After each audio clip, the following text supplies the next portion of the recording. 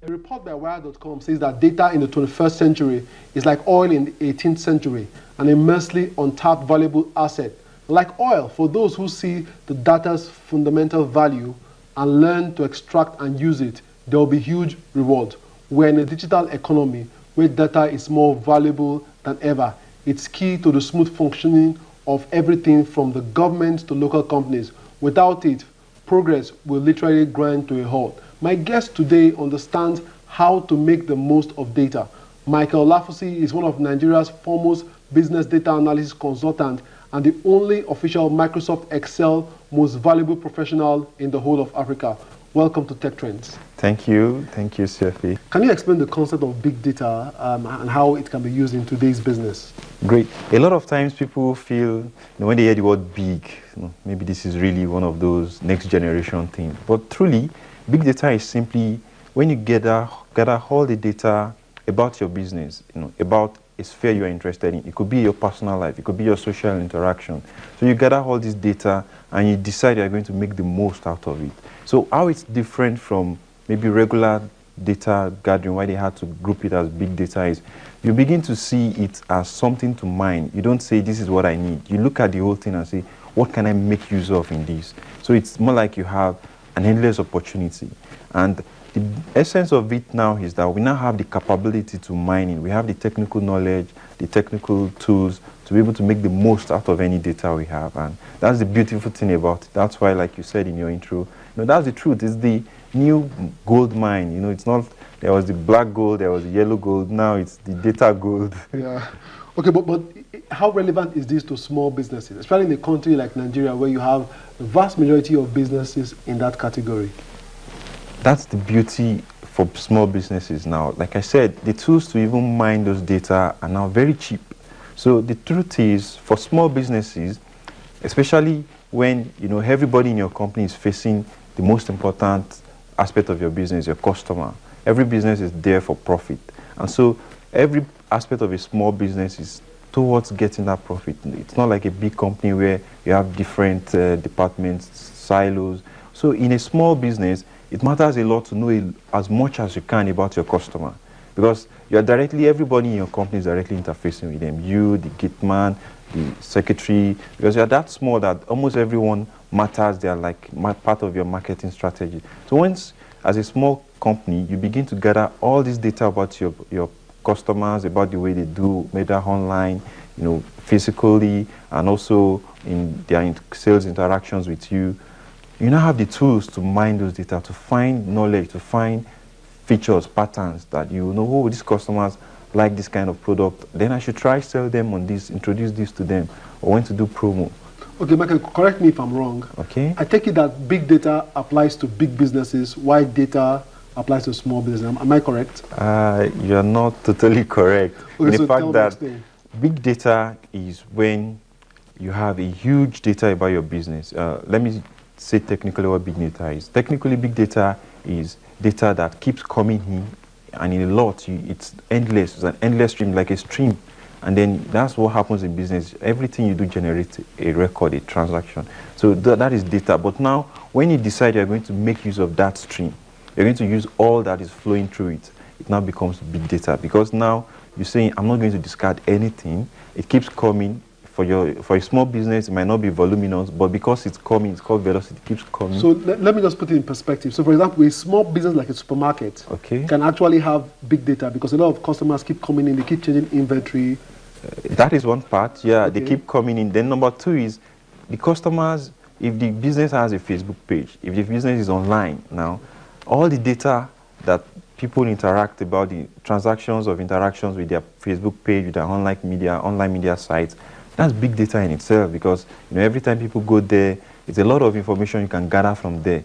So when you say everything about my business, people that come in, people that interact with our Facebook page, people who fill their forms, and even from the receipts, you take all of this together and you say, I'm going to make the most out of it. I'm going to see patterns. Okay, people who go to our Facebook page, how many of them actually walked into our store or ended up buying stuff from us? That is taking something from online and then margining with what you have on your field, in your operations. Okay, let's talk about some of the tools that can help people, because a lot of people are shy away from figures and brain tasking subjects. So let's look at tools. What tools are there that can help people today analyze data and use data? Yeah, especially for small businesses, you already have Excel. That is one very powerful tool. So that's number one. And I have to say that because that's what I use a lot for small businesses. And they're amazed. I'm like, whoa, so Excel could do all this. And it's true, it's there, it's seated, you don't need to buy it. Most times it comes pre-installed on your PC. But it can be complicated. It's if you don't know what you want to do and maybe you have not been using it before. The good thing is most businesses, the people they have, they are a little conversant with it. The secretary, the accountant, the finance manager, they're all a little conversant with it. So it's one tool. Then we have the easy to use tools too. Just that sometimes it might cost you a little more than Excel, which we have online tools like if you doing invoicing, you want a tool that will match your invoicing and customer relationship management. We have Base, we have even your Evernote. It's a useful tool. You can use it to have you come across any local one? There was one I came across, MailClick, but it's not really, because what it does is helps you automate emails, more like MailChimp. You send out mails to your customers, you track who has opened your email, and marketing mails. So there's that one, but I haven't used it personally, but I know gradually some of these very useful tools, people are beginning to customize them, for the Nigerian market, just like Uber now. Uber has a lot of local competitors, and it's happening in all areas. And the reason why I'm asking is so that I can also look at them and also give them some level of exposure on the show. But Michael, so let's apart from the tools, what are the opportunities that you have seen around this industry that people can start to key into right now? Number one is that data is the new frontier. That's the truth. The next businesses, the businesses who are going to be beating the competition are those making the most of every information they have. And information like is data, is purely just anything you can gather about your business, about your customer. And so basically, businesses who are going to survive are businesses who are going to make the most of their data. So there's opportunities, there are a lot of opportunities for people who know how to help businesses make use of those data.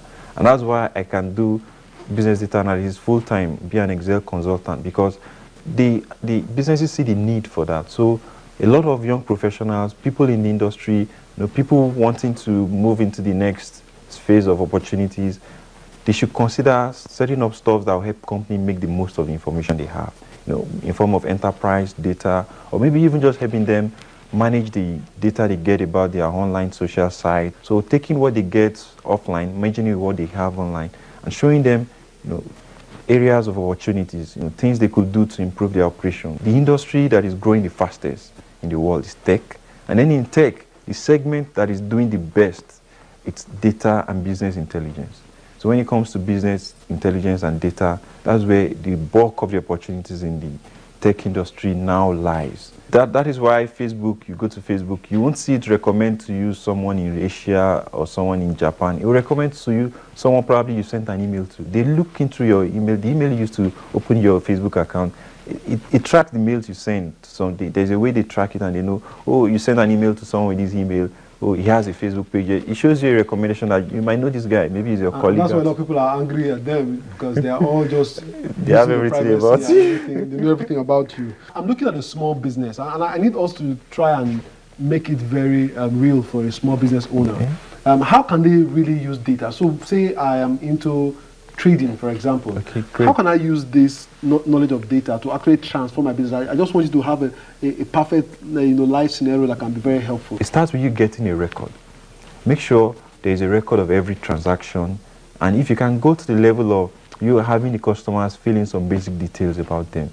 And this happens if you, for instance, if you are a car dealer, definitely you will have those records. So having them together, so all the information you can unobtrusively take from your customer, try to get them, and then put them together, have them well ordered in a database, which you can use Excel. So these are things that you can do to make the most of your data. It's all about you trying to get all you can get from your customer and then merge it with what you already have, maybe from other sources. So it's Michael, thanks a lot. Thank you so much for coming on Tech Trends today. Thank you for having me here. It's a pleasure. I wish you well. The MVP thing, it's a good achievement. And please keep doing Nigeria proud. Thank you.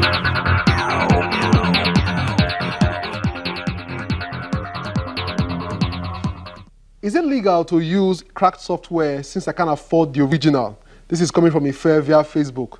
And if you respect software developers and value good quality software, you will not be tempted to use pirated software.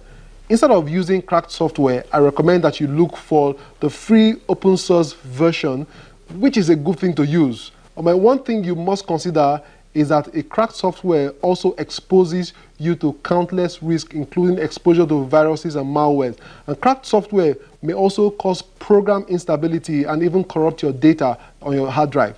Need I mention the fact that using such software also infringes the right of someone else who spent time and money to build it. So I advise that you go for the free version, but if you can afford it, please buy and support the developer.